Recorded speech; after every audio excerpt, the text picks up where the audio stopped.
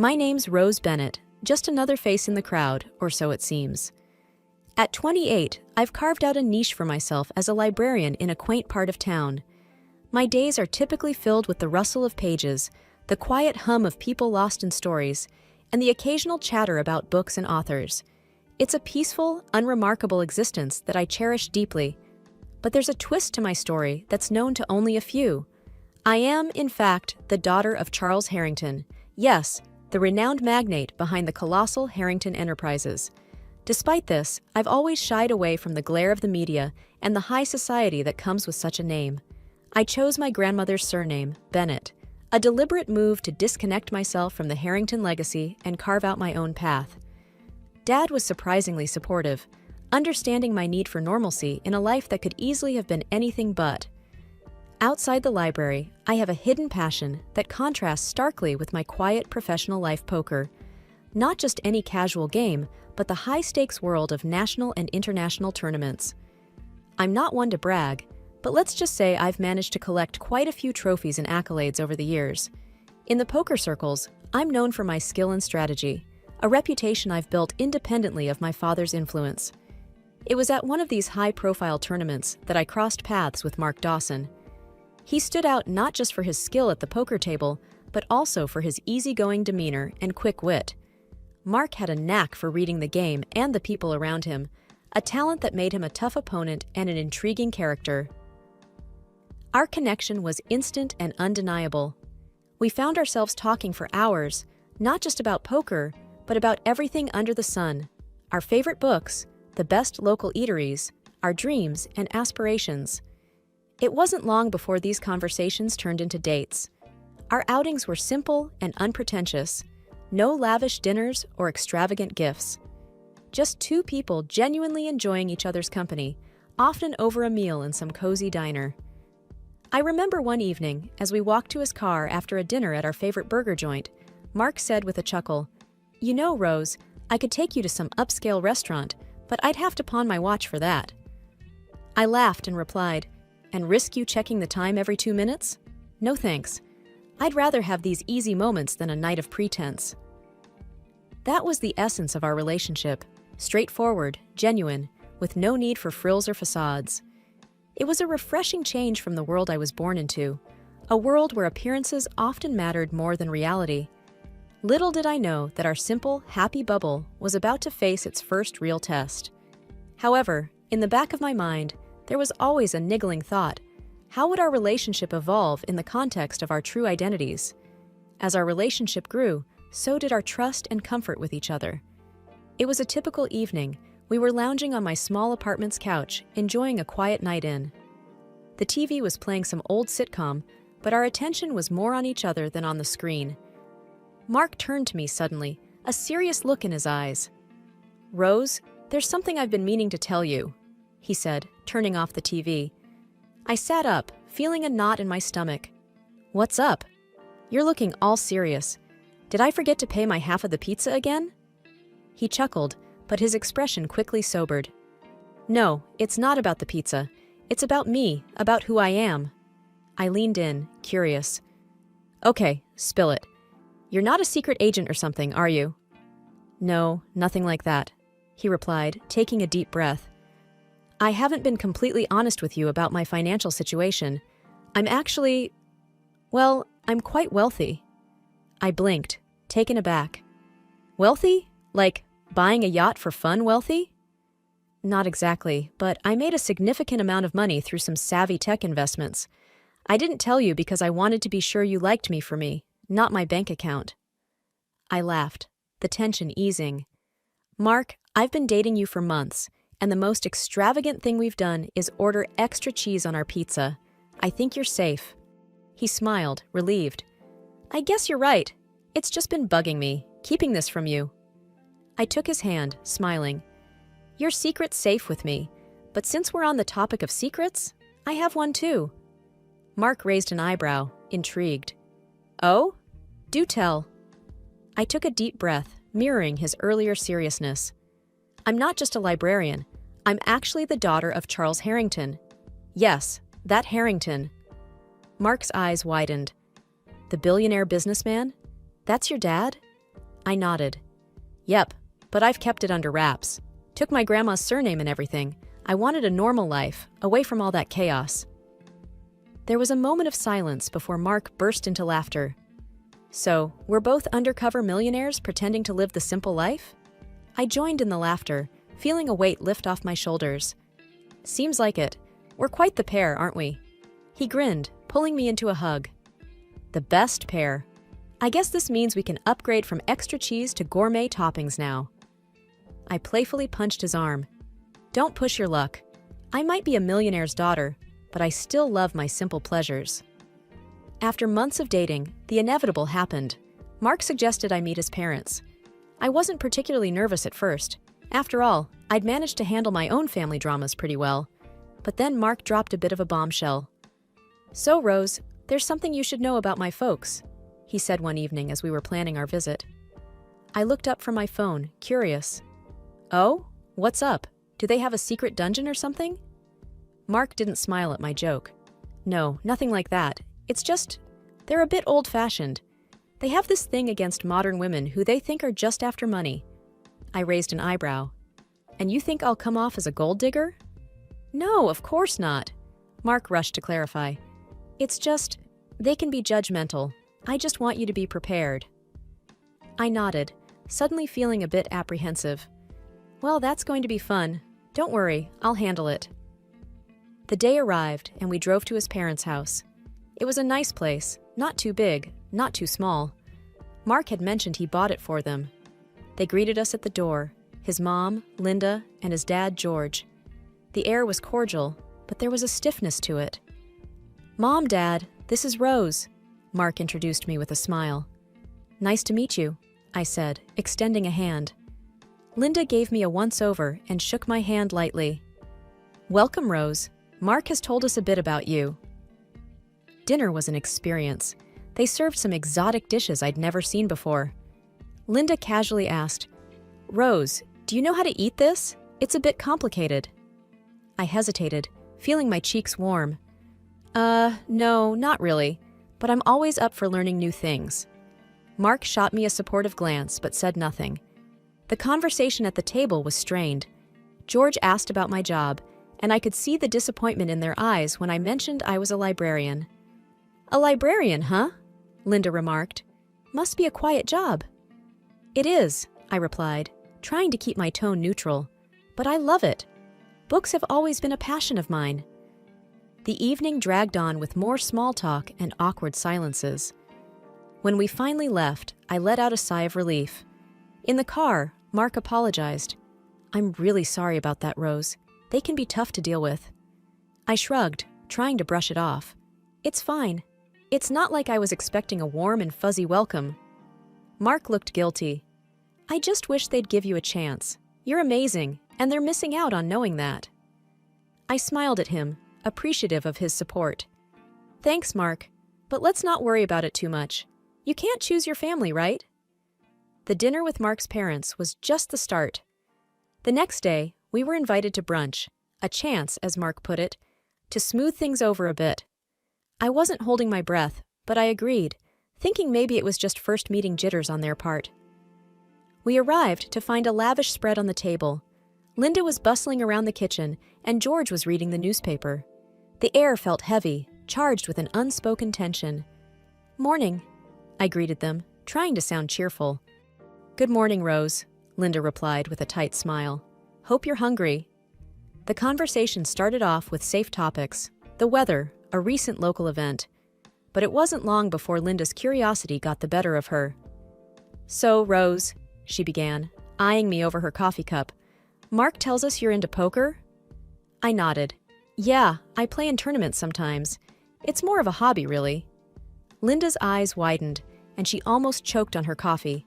Like gambling? Mark jumped in. It's not gambling, Mom. It's a game of skill. Rose is very good at it. But Linda wasn't convinced. Sounds like gambling to me. I hope you're not planning to squander Mark's earnings on your hobby. I felt my cheeks burn, but I kept my voice even. I play with my own money, Mrs. Dawson. I've never been one to rely on others financially. There was an awkward pause before George chimed in, trying to change the subject. But the damage was done. The rest of the meal passed in uneasy silence. Later, in the living room, I noticed Linda furtively moving some items around. Her jewelry, I realized. She was hiding them, casting furtive glances my way. I couldn't believe it. "Mark, can I talk to you for a second?" I asked, pulling him aside. "What's up?" he asked, looking concerned. "Your mom's hiding her jewelry," I said quietly. "She thinks I'm going to steal it or something." Mark's face fell. "Oh no, I'm so sorry, Rose.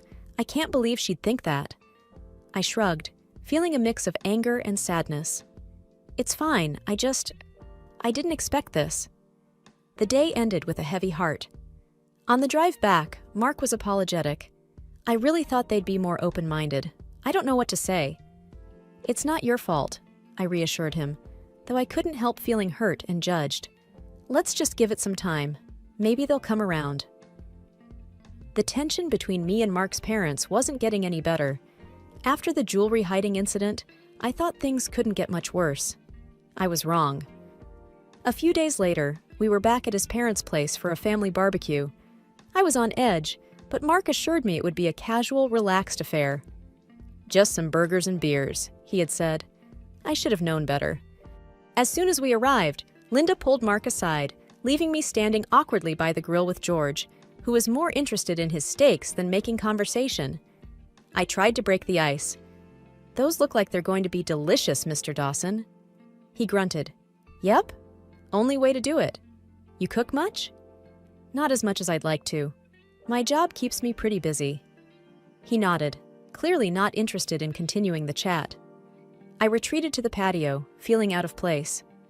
That's when I overheard Linda's voice, tinged with urgency. She was talking to Mark, but her words carried across to me. "Can't be serious about this girl, Mark. She's not right for you. You need someone who can manage your lifestyle." Mark's response was firm. "Mom, I love Rose. She's smart, kind, and she's not after my money. Can't you just give her a chance?" Their conversation was cut short as other family members arrived, but the words stung. I tried to shake it off and be sociable, but the evening was a blur of strained smiles and polite, meaningless chatter. Later, as we were leaving, George pulled Mark aside, leaving me to say goodbye to Linda. She was polite but distant. "Thank you for coming, Rose. It was nice to have you." I forced a smile. "Thanks for having me, Mrs. Dawson. Have a good evening." In the car, Mark was quiet, his jaw set in frustration. I reached over, squeezing his hand. "Hey, it's okay. We knew it wasn't going to be easy." He sighed, glancing at me. "I just don't get it. They're not usually like this. It's like they've made up their mind about you without even trying to know you." I shrugged. "Some people have their ideas about how things should be. It's hard to change that." Mark looked determined. "Well, I'm not giving up. They'll have to accept you, Rose. You're the one I want to be with." His words were comforting, but a part of me wondered if we were fighting a losing battle. It felt like every attempt to bridge the gap with his parents only widened it further. As we drove home in silence, I couldn't help but feel a growing sense of unease about what lay ahead for us. Despite Mark's reassurances, I felt like an outsider, unwelcome and constantly judged. Things came to a head during a Sunday dinner at his parents' house, a dinner that would become the most heated yet. We were barely through the appetizer when Linda began her usual line of questioning. "So, Rose, Mark tells us you're still working at that library. Don't you aspire for something more substantial?" I clenched my fork, trying to keep my tone even. "I love my job, Mrs. Dawson. It's fulfilling, and I get to be surrounded by what I love. Books." "But surely you must think about the future," she pressed, "about being a suitable partner for Mark." Mark cut in, his voice firm. "Mom, Rose is more than suitable. She's her own person with her own passions. That's one of the reasons I love her." George, who'd been quietly observing until now, joined in. "Mark, we're just concerned. You come from a certain lifestyle, and well, Rose doesn't fit into that." I couldn't hold back any longer. "Mr. Dawson, with all due respect, I don't need to fit into anything. I'm not a puzzle piece, I'm a person." Mark looked at me, then at his parents. Exactly. Rose isn't here to play a role. She's here because I love her. Linda's face was a mix of shock and disapproval. Love is fine and dandy, but it doesn't pay the bills, Mark. It doesn't uphold a certain standard. Mark's tone was getting sharper. A standard that I never asked for. I've told you, I'm not interested in maintaining an image just for the sake of appearances. The conversation escalated, voices raised in frustration. I felt trapped, caught in a crossfire of expectations and prejudices. Finally, Mark stood up, his chair scraping loudly against the floor. Enough. I can't do this anymore. We're leaving. I followed him, my heart pounding, as he said goodbye to his visibly shaken parents. Outside, the air was cool, a stark contrast to the heated atmosphere we'd just left. Mark was silent as he drove, his hands gripping the steering wheel tightly. "Mark, I'm sorry," I said, my voice small. "I didn't mean to cause a scene." He glanced at me, his expression softening. "Rose, it's not your fault.